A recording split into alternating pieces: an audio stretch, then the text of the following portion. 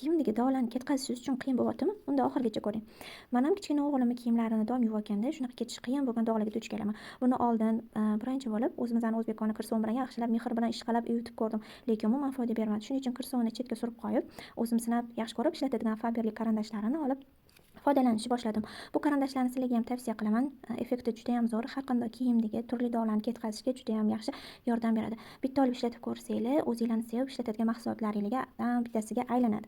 Bu qarandashni men o'zim ishlatayotganimga 3 oy bo'ldi. Ichida qancha ko'ryapsizlar bor. Bemalol hali uzoq vaqt foydalanishim mumkin. Buni ishlatish ham unaqa qiyin emas. Oddiy ho'llangan kiyimni kerakli joyiga ishqalab surib, keyin shunaqa yuvitib qo'yib qo'yiladi. Men ham yuvitib qolgan ishlarimni qilgani ketdim.